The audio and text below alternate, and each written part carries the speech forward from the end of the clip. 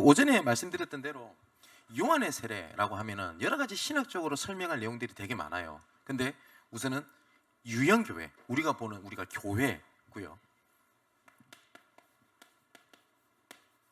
성령의 세례다라고 얘기를 할 때는 마가다락방에서 있었던 하나님의 그 역사를 얘기를 하죠. 이걸 보고 다른 말로는 무형교회라고도 합니다. 오전에 말씀드렸던 대로 결국은 이 사단이 교회를 무너뜨리는 것에 모든 초점을 다 맞춥니다. 그래서 유형교회, 무형교회에 대한 올바른 균형을 가지는 것이 올바른 신앙의 모습입니다. 오전에 말씀드렸던 대로 이 사단은 지금도 교회를 무너뜨리려고 발버둥을 칩니다. 그래서 우리가 개교회주의 이러잖아요. 그러다 보니까 우리 교회에 대한 형태가 발전을 하고 숫자적으로 늘고 이러면서 결국은 현장에 죽어버리면 어떻게 됩니까? 안 되겠죠. 그죠? 아닌 말로 여기에 우리 교회가 10,000명씩 20,000명씩 몇 교회가 이렇게 모이면서 현장에 있는 교회들이 다 죽어버린다. 그럼 어떻게 됩니까? 흑암이 현장에 다 깔려버립니다.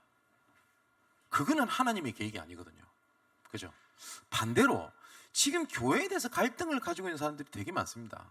현장에서 한때 나도 믿었다 라고 말하는 사람들의 전부 다 통계적으로 정확하다 이렇게 얘기는 할 수 없겠습니다만 대충 봐도 거의 대부분 90% 이상이 교회에 대한 상처를 가지고 있어요. 그 상처가 이해가 되는 것도 있습니다. 목회자에 대한 상처, 아니면 중직자에 대한 상처, 아니면 교회 분위기. 어떤 사람은 교회에 내가 소속감을 느끼지 못해가지고 교회를 이렇게 다니지 못하는 사람들도 있습니다. 중요한 거는 이런 눈에 보이는 유형교회, 눈에 보이지 않게 하나님께서 역사하시는 이런 무형교회에 대한 올바른 믿음에 대한 균형을 가지고 있어야 돼요. 우리가 일명 눈에 보이는 우리 양문교회를 얘기를 하죠. 이거를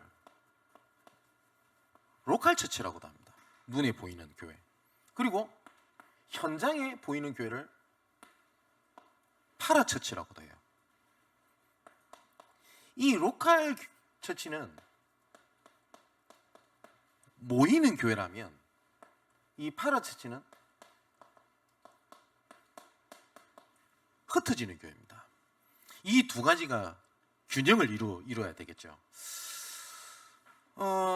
마가다락방의 사도행전 2장에 보면 마가다락방에 3,000제자, 5,000제자 이렇게 되어 있습니다. 그러면 이 사람들이 3,000명, 5,000명이 모일 수 있는 공간이나 이런 상황이 허락이 된 게 아니거든요.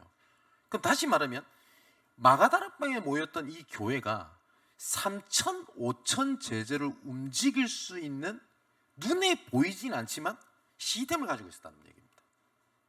이게 중요하겠죠. 우리 양문교회가 현장에 얼마만큼 영향력을 가지고 움직일 수 있냐라고 하는 눈에 보이지 않는 무형교회, 그리고 이런 현장을 담을 수 있는 유형교회, 이것이 어떻게 균일하게 돼 있냐가 굉장히 중요한 키입니다. 그렇겠죠. 자, 그러면 눈에 보이지 않는 무형교회라고 했을 때 이거는 마가다락방에 임하셨던 하나님의 성령의 역사를 얘기를 하거든요. 그러면 이 성령께서 나와 무슨 상관이 있는지를 정리를 해야 되겠습니다. 중요한 것은 성령께서 지금 내주에 계십니다. 나와 함께. 요한복음 1장 12절을 보니까 영접하는 자, 곧 그 이름을 믿는 자들에게는 하나님의 자녀가 되는 권세를 주셨으니 그랬거든요. 예수께서 내 마음속에 계시는데 예수의 이름으로 말미암아 보혜사 성령이 내 마음에 영원토록 함께 계시는 겁니다. 이해가 되시죠? 자, 그 성령께서, 보혜사 성령께서 내 마음속에 내주에 계시는 걸 보고 우리가 구원받았다고 얘기를 합니다. 함께 계시는 것만으로. 하나님께서 나와 내주에 계셔서 함께 하신다는 자체가 제일 중요한 거기 때문에 응답이 있다 없다가 사실상 중요한 게 아닙니다. 아니, 목사님, 저는 응답이 없는 것 같습니다. 상관없어요. 함께 계시기 때문에 나중에 좀 말씀드리겠습니다만은 내가 응답이다 아니다는 것도 내 기준이지 실제적으로 응답이 아닌 것들이 더 많아요. 실제로 제가 이런 친구들을 봅니다. 아, 응답받았다 라고 하는 친구들을 보면 시간이 지나서 보면요, 뭐라고 제가 판단을 할 수 있는 건 아닙니다만은 어쩌면 그 친구가 그런 응답이라고 하는 것들이 오히려 독이 되는 경우들을 전 더 많이 봤어요. 어떤 친구가 그 자리에 도저히 이루어질 수 없는 응답을 받아요. 그 자리를 가게 됩니다. 누가 봐도 야, 이거는 진짜 하나님께서 문을 여셨다라는 걸 보게 됩니다. 나중에 지나서 보면 오히려 그 자리에 갔던 것들이 오히려 하나님을 바라보고 하나님과 함께하는 것을 놓치고요, 그 현장에서 피 터지는 싸움을 하고 있어요. 불신자하고 똑같이. 그 전에는 그거하고 상관없이 하나님 바라보고 말씀 듣고 감사해야 하고 앞에 나서 찬양하고 조용히 랩런트들을 돕고 이랬던 친구가 어느 날 보면 그 현장에 박 터지게 싸우고 있는 걸 봐요. 어떤 친구는, 어떤 사람은요, 야, 이거 누가 봐도 기적이 일어난 겁니다. 병이 치유를 받았어요. 감사할 일이죠. 얼마나 기적적인 일입니까? 그런데 그 응답과 비교하지 못하는 작은 갈등, 이것 때문에 무너져서 아예 교회를 안 다니는 것도 제가 봤어요. 오히려 그런 일이 없었을 때는 그래도 주를 바라보고 말씀 붙잡고 뭐라고 평가를 하기는 어렵습니다만은, 그죠? 근데 우리는 자꾸 응답이 있다 없다를 자꾸 내 기준으로 생각을 해요. 근데 그것보다 더 중요한 게 있습니다. 응답이 있다 없다를 떠나서 하나님이 나와 함께 계시는 겁니다. 하나님께서 나와 함께 계신다는 말은 무슨 말인지 압니까? 하나님께서 나를 보호하고 계시다는 얘기입니다. 하나님께서 내게 응답을 하시냐 함께 하시냐, 이거는 이 두 가지를 만일에 하나님께서 물어보신다면 여러분 뭐라고 얘기할 것 같습니까? 말은 안 하지만 거의 대부분 함께 하시는 건 잘 모르겠고 당장 그 응답이 필요하다고 얘기할걸요. 이스라엘 백성들이 딱 그랬어요. 이스라엘 백성들이 광야 생활을 할 때 하나님께서는 이스라엘 백성들을 광야를 지나서 가나안 땅으로 들어가게 하시려는 목적이 있습니다. 왜냐? 메시아골 땅입니다. 그죠? 근데 메시아골 땅이라는 걸 이스라엘 백성들은 들었어요. 그런데 이스라엘 백성들은 그것보다 젖과 꿀이 흐르는 땅, 여기보다 더 형편이 좋아지는 거, 나아지는 거, 이걸 바라본 겁니다. 못 알아들은 거예요, 제대로. 그래서 하나님께서 속된 말로 뚜껑이 열리셨어요. 그걸 뭐라고 말씀하시냐? 야, 모세를 불러가지고 이렇게 얘기하십니다. 야, 너희 백성들을 불러 모아라. 내가 너희들에게 약속한 가나안 땅 올려 보낼 거야. 심지어 뭐라고까지 말씀하시냐? 너희 가나안 땅 올려 보낼 때 주의 사자를 앞서서 그 일을 진행하도록 해줄게. 올라가. 그러면서 딱 뭐라고 얘기를 하나? 그러나 나는 너희와 함께하지 않을 것이라 라고 말씀을 하세요. 그랬더니 모세가 화들짝 놀라는 겁니다. 그러면서 뭐라고 얘기를 하냐? 주께서 함께하지 않으시려거든 우리를 가나안 땅에서 올려 보내지 마옵소서 라고 모세가 하나님 앞에 간구하는 장면이 나옵니다. 여러분, 우리는 어떻습니까? 함께 하신다. 그래, 알겠는데, 그래, 목사님, 하나님 알겠는데요, 지금 당장 내 응답이었지 않습니까? 우리 이렇게 얘기를 하잖아요. 딱 이스라엘 백성들이 그랬다고요. 하나님께서 나와 내 주에 계신다는 것은 함께 하신다는 겁니다. 또 성령께서 내 주에 계신다고 하는 자체가 응답 중의 응답입니다. 여러분, 불신자들은 작은 일에 무너지는 걸 못 보셨습니까? 작은 것에. 근데 하나님께서 우리를 보호하신다라고 하는 것은 우리가 문제가 안 생긴다는 말이 아닙니다. 이런 문제, 사건, 어려움, 갈등 때문에 결단코 우리가 망하거나 실패하거나 그 속에 빠져들지 아니하는 하나님의 은혜가 있는 거거든요. 그러니까 우리는 하나님이 함께 하신다라고 하는 것을 예사로 생각을 하는데 구원은 그런 게 아닙니다. 저는 현장에서 그런 걸 되게 많이 봅니다. 하나님께서 함께하지 않으신다면 정말 1분 1초도 우리는 못 살아남습니다. 그리고 작은 것에서 무너지고 실패하고 멸망당할 수 있습니다. 그런데 하나님께서는 내 자녀, 내 백성과 함께 하십니다. 그래서 하나님께서 함께 하시는 것이 우리에게 응답이거든요. 그리고 하나님께서 우리에게 자유함을 주셨는데 함께 하는 것 안에서 자유함을 주신 겁니다. 이게 영적인 원리입니다. 하나님께서 우리 인간을 창조하실 때 어떻게 하셨죠? 선악과라고 하는 하나님의 행위 언약이라고 하거든요. 이거를 행위 언약 안에서 마음껏 자유함을 누리도록 하나님 허락하셨어요. 우리 자유라고 했었을 때 내가 마음껏 할 수 있는 자유를 말하는 게 아니라 테두리를 주셨어요. 그죠? 우리 대한민국도 자유민주주의 국가죠. 그죠? 자유함이 있지 않습니까? 그렇다고 내 마음대로 하는 게 아니죠. 법이라는 그 안에 테두리 안에서 자유함이죠. 우리에게도 하나님과 함께 하시는 것 안에 자유함을 주신 겁니다. 사단은 이거를 바꿔서 얘기한 겁니다. 아니, 그게 니한테는 족쇄야, 니한테는 걸림돌이야, 이렇게 얘기를 합니다. 이걸 벗어나 더 넓은 세상이 있어. 네가 하나님처럼 될 수 있어. 그게 창세기 3장 문제입니다. 그죠? 그렇게 해서 하나님을 떠나게 만든 겁니다. 그게 죄입니다. 그죠? 사단이 개입을 했습니다만은, 분명히 사단이 개입했습니다만은 우리 인간이 하나님을 떠난 겁니다. 그래서 사단에게 잡히게 된 겁니다. 자,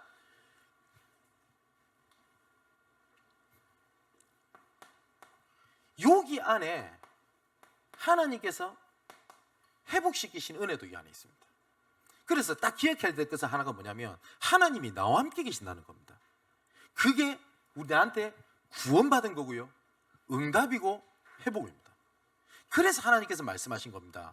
성경에 계속 반복해서 나오는 말씀이 있습니다. 기다리라 라는 얘기를 계속 하시는 거거든요. 자, 두 번째입니다. 이 성령께서는 우리를 인도하십니다. 그래서 내가 응답이 있다 없다, 그것보다 더 중요한 게 뭐냐면, 모든 순간에 하나님과 함께하는 나만의 비밀을 갖고 있는 걸 보고 성령인도 받는다라고 얘기를 합니다. 아까 말씀드렸던 것처럼 사도행전 1장 4절에서 5절에 예수님께서 말씀하셨습니다. 기다리라고 말씀하셨습니다. 너희는 예루살렘을 떠나지 말고 하나님께서 역사하시는 그때, 그날, 그곳을 기다리라 라고 말씀하셨어요. 이 말씀이 끝나자마자 이 사람들의 질문입니다. 사도행전 1장 6절 7절에 그래, 알겠는데, 하나님 알겠는데요, 예루살렘 회복할 때가 언제입니까? 라고 질문하는 겁니다. 하나님께서는 기다리라 라고 얘기를 하는데, 그래요, 그게 언젠데요? 그때 예수님께서 하신 말씀입니다. 때와 기한은 아버지께서 두셨으니 그것은 너희가 알 바가 아니요. 그러면서 하신 말씀입니다. 오직 성령이 너희에게 마시면 너희가 권능을 받고 증인되는 자리에 있으라 라고 말씀하셨습니다. 근데 정말 하나님께서는 약속대로 하나님께서는 일을 진행하셨습니다. 목사님, 언제 내 영적 문제가 치유받게 될 것입니까? 예루살렘을 떠나지 말고 하나님께서 원하시는 약속의, 언약의, 말씀의 자리, 말씀의 흐름 속에 있으면 하나님께서 증인되는 자리에 하나님께서 세우시겠다고 약속을 하셨습니다. 그게 성령의 인도입니다. 자, 그런데 조금만요, 우리가 응답받는 것이 중요한데, 응답을 한번 조금만 생각해 봅시다. 응답이 진짜 뭘까요? 응답이 뭐라고 생각을 합니까? 지금 당장 나의 필요를 채우는 것이 응답입니까? 아니면 내가 지금 문제 해결되는 것이 응답인가요? 아니면 기적이 일어나는 것이 응답입니까? 한번 우리가 응답을 구할 때 응답이 뭔지를 한번 하나님 앞에 진실되게 한번 내려놓고 한번 보세요. 뭐가 응답인데요? 지금 내 남편이 너무 나를 힘들게 해. 아니면 내 자녀가 너무 나를 힘들게 해요. 그래서 우리 남편이 변하고 내 자녀가 변하고, 그게 응답입니까? 그게 진짜 응답입니까? 그러면 그것이 안 되면 나에게 응답이 없는 겁니까? 이런 식으로 우리가 자칫 잘못하면 응답을 따라가는 인생이 돼버리면 뭘 놓치게 되냐면 성령 인도라는 걸 놓쳐버려요. 그렇지 않습니까? 우리 교회가 만일에 여러 가지 뭡니까 경쟁담이 많아가지고 교회가 돈이 풍성해요. 경제가 응답인가요? 이게 응답일 수도 있겠죠. 근데 이것이 오히려 올무가 될 수도 있습니다. 저는 교회가 돈 때문에 여러 가지 갈등, 문제, 사회적으로 여러 가지 돼가지고 무너지는 거 전 너무 많이 봤습니다. 그게 응답입니까?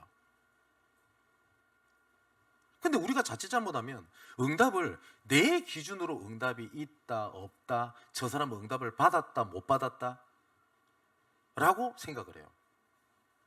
그것보다 제일 중요한 게 뭐냐면 하나님께서는 나와 함께 하시는 겁니다. 이제 이 성령께서 나와 함께 하시기 때문에 내 생각, 내 마음, 내 모든 것을 주장하는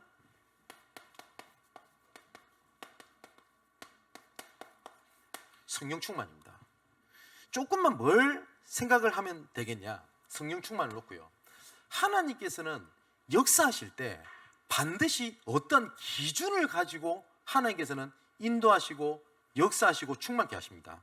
그게 뭐냐? 말씀입니다. 신비주의자들 특징이 있습니다. 신비주의의 특징은 뭘 봤다, 느꼈다라고 하는데 반드시 말씀이 근거가 없어요. 이게 무서운 겁니다.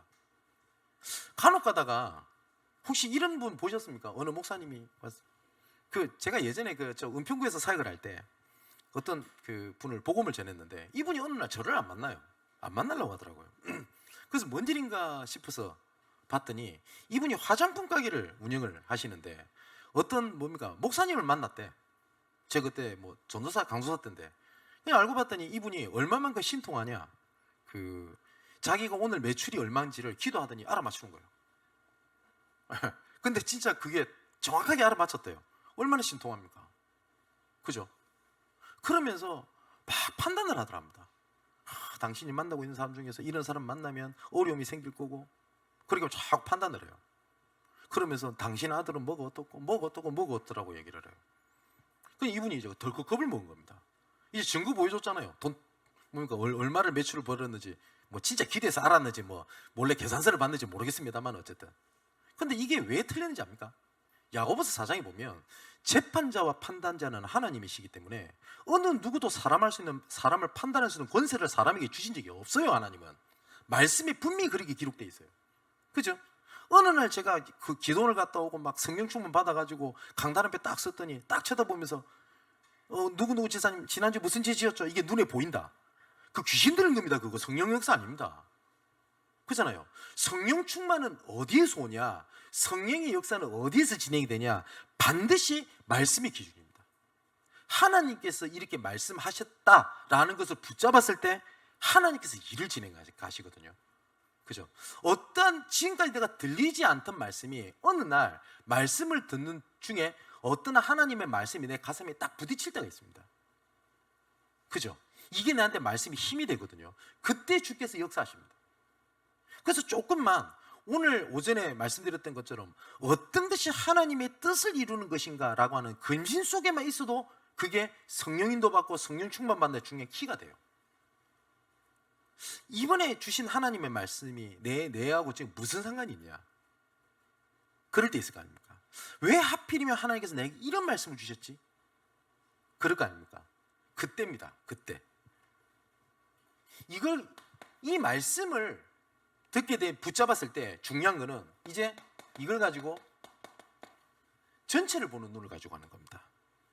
앞뒤, 그 다음에 좌우 상하, 그 다음에 내 지나왔던 과거, 현재, 미래 전체를 보는 눈을 가지고 하나님께서 이 말씀을 주신 시간표를 딱 보면 돼요. 정확하게. 그러면 뭐가 보이냐면 시간표가 보입니다. 아, 하나님께서 지금 나에게 원하는 것이 뭐겠구나. 이게 보여요. 그래서 빌립보서 1장 9절 11절의 말씀 보니까 지극히 선한 것을 분별해라. 그리고 빌립보서 2장 13절에도 뭐라고 되어 있죠? 너희 안에 행하시는 이는 하나님이시니 자기의 기쁘신 뜻을 위하여 너희로 소원을 두고 행하게 하시느니, 두 번째 뭐라고 되어 있습니까? 그러나 원망과 시비가 없게 하라. 그 시간표라는 게 있어요. 그리고 조금만 전도 방향에 맞게 잡게 되면 그때부터 하나님의 역사가 시작된다는 것을 알게 됩니다. 제가 몇 번 말씀을 드렸죠. 어떤 사람의 어려움을 제가 듣게 됩니다. 그리고 상담도 이렇게 하게 되겠죠. 그때마다 제가 지금 모든 것을 제가 그리 보이고 아냐? 그런 건 아닙니다. 근데 그걸 보는 겁니다. 이 일이 하나님의 전도 계획과 무슨 상관이 있지? 그거를 보는 겁니다. 그게 당장 눈에 안 보일 수도 있습니다. 그런데 분명한 것은 하나님께서 마태복음 24장 14절에 땅끝까지 복음이 증거되고 나니야 끝이리라. 하나님께서는 구원 계획을 위하여 하나님께서는 지구를 운행한다고 저는 믿습니다. 왜냐? 말씀이 그렇게 되기 때문에. 하나님께서 모든 아침과 밤과 그리고 우리 눈 뜨는 것과 눈 감는 것, 모든 것들이 뭐와 관련되느냐? 하나님의 구원 계획을 이루는 것과 연결되어 있습니다. 그러면 어떤 사람의 문제를 들었다라고 해서 얘기를 했을 때 어떤 것이 전도 방향에 맞지? 라는 걸 보게 되면 그 안에서 굉장히 많은 것들이 보여지고 확인이 되게 됩니다. 어쩔 때는 내가 좀 실수했다 이럴 때 있을 겁니다. 그러면 내 실수를 당연시 여기고 그리고 내 실수를 뭡니까? 포장해라 이런 말이 아니라 조금만 하나님 앞에 겸손히 내 실수, 내 연약감, 내 부족함이 하나님의 전도 계획을 이루는데 뭐가 있나? 라는 걸 보면 그 안에 굉장히 많은 갱신과 회개와 깨끗함과 하나님께서 인도하시고 역사하심이 그 안에 굉장히 큽니다. 그죠? 눈에 보이는 하나님의 유형 교회를 나를 중심으로 해서 현장으로 전달시키는 겁니다. 실제로 제가 말씀 안 드렸습니까? 우리 대한민국에 무속인 있죠. 무속인이 몇 명인지 정확히 파악이 안 될 정도로 많습니다. 어떤 사람은 200만이다 이렇게 보는 사람도 있고요. 거의 통계적으로 대충 찾아보니까 100만 이상을 봅니다. 근데 이 무속인이 70만 명 정도가 모여가지고 협회를 구성했습니다. 얘들이. 그 단체 이름이 경신연합회입니다. 경신연합회. 근데 그래서 이 경신연합회 소속돼 있으면 자부심도 굉장히 큽니다. 혹시 사역을 하러 가시다 한번 우연찮게 가시고 보실 일 있으면 경신연합회 소속 무속인은요, 경신연합회에 있는 회원증을 딱 걸어놓습니다. 자부심을 되게 갖고 있습니다. 자, 이 친구들이 뭘 하는 거냐면 여기저기서 풍선 이런 거 걸어놓고 굿하고 점치고 합니다. 대략적으로 이 경신연합회 소속입니다. 평균적으로 30명의 신제자들이 있다고 봅니다. 그럼 그 숫자가 얼마큼 됩니까? 그죠? 이 사람들이 모여가지고 단체로 만들어갖고 단체 행동을 하는 게 아닙니다. 흩어져 있습니다. 눈에 보이지 않게. 근데 교회는요? 교회는 365, 24시간 문을 열어둘 수가 없습니다. 상주하기도 어렵습니다. 그죠? 문 열어놓으면 언제 누구든지 들어와서 기도해서 문 열어놓으면 기도하는 사람보다 도선생님들이 훨씬 더 많이 모일 겁니다. 테스트 해볼 필요는 없겠습니다만 한번 우리 그냥 문 열어둬 보세요. 여기저기 오물에 노숙자들의 천지에 뭡니까? 마이크고 뭐고 다 없을걸? 그리 돼버립니다. 그죠? 그런데 하나님께서는 모이는 교회를 통해 가지고 우리 개개인의 흩어지는 교회를 만드시고자 하는 이유가 여기 있습니다. 그래서 내가 있는 곳에서 하나님의 계획이 있음을 알고 뭘 하는 거냐? 말씀 운동을 일으켜 예수 생명, 예수 능력 하는 겁니다. 이걸 보고 다락방이라고 합니다. 자, 그러면 이런 만남 속에서 하나님의 구원받을 자, 그리고 예비된 자, 충성된 제자들이 나오게 되겠죠. 이런 만남을 통해서 일을 진행하는 거 보고 팀사역이라고 합니다. 자, 그러면 이런 사람들이 현장에 있었던 여러 가지 상황들을 보고도 하고 그 다음에 나누기도 하고 같이 기도하고 또 말씀도 정리하겠죠. 그게 우리 금요예배 끝나고 나서 하는 미션홈입니다. 자, 그렇다면 뿐만 아니라 전문적인 일을 갖고 있는 사람들이 있습니다. 이런 사람들은 전문인인데 이런 전문교회에서 해야 될 중요한 사역 중에 하나가 있습니다. 뭐냐면 이런 사람들은요 각각 갖고 있는 정서가 달라요. 정서가. 연예인들은요 일반 사람들이 가지고 있는 정서가 달라요. 어떻게 저럴 수 있지? 그거 약간 뭐 또라이다 이런 게 아니라 정서가 다르다니까요. 미술하는 사람은요 미술하는 사람들이 정서가 통해요. 그렇다니까요. 뭐 지금은 그런 얘기 안 합니다만은 뭐 맞은가. 우리 배장로님이 제일 딱 봤을 때 저 넥타이랑 저 옷이랑 저 코디가 맞다 안 맞다, 오늘은 저 색깔이 안 맞네, 눈에 거슬리네, 말씀이 잘 안 들리네 라고 들리는 게 정상입니다. 그게 전문인이에요. 그렇잖아요. 그러면 이런 사람들이 가지고 있는 정서라는 게 있거든요. 그래서 거의 대부분 전문인들이 교회에서 정착을 잘 못합니다. 그 이유가 뭐냐면 정서가 맞아서 그래요. 그러면 그 정서가 맞는 것들을 전문교회에 있을 때는 어쩔 때는 연령별로, 어떤 때는 직업별로, 아니면 상황별로 이런 사람들을 돕는 흩어지는 교회, 이걸 보고 전문교회라고 얘기를 해요. 지역에서 이 역할을 하는 겁니다. 그걸 보고 지교회라고 얘기를 합니다. 지금 말씀 듣고 계시겠죠?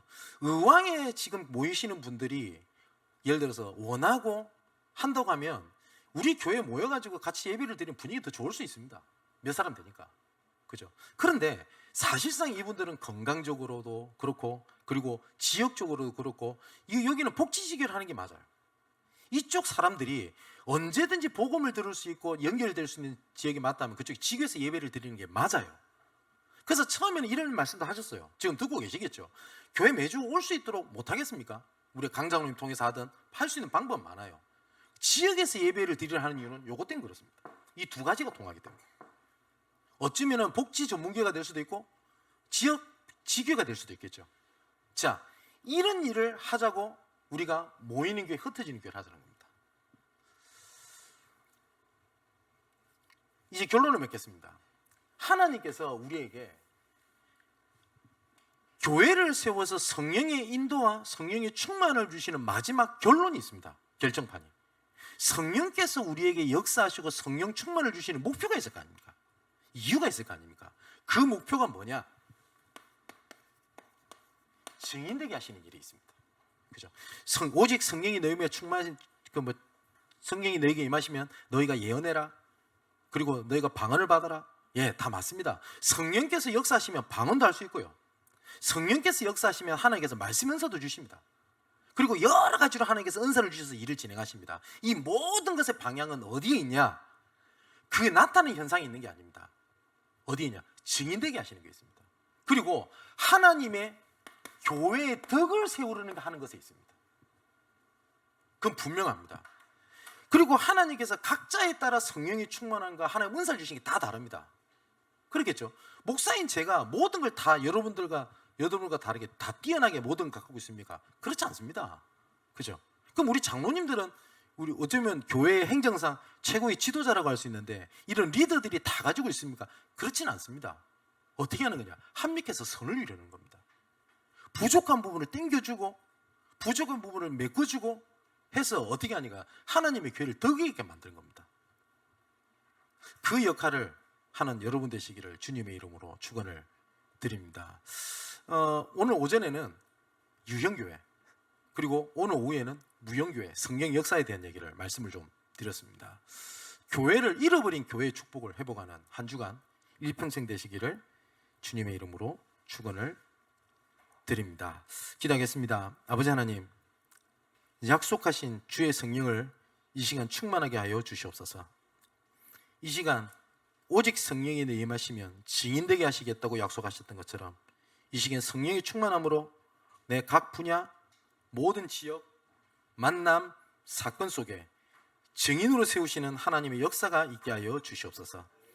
교회의 모든 사람을 서로 돕고 서로 세우며 덕이 있게 하여 하나님의 몸된 교회를 든든히 하는 중요한 역할로 우리의 서로를 세우셨사오니 교회의 축복을 새롭게 하는 시간 되게 하여 주옵소서. 살아계신 예수 그리스도 이름으로 기도하옵나이다. 아멘.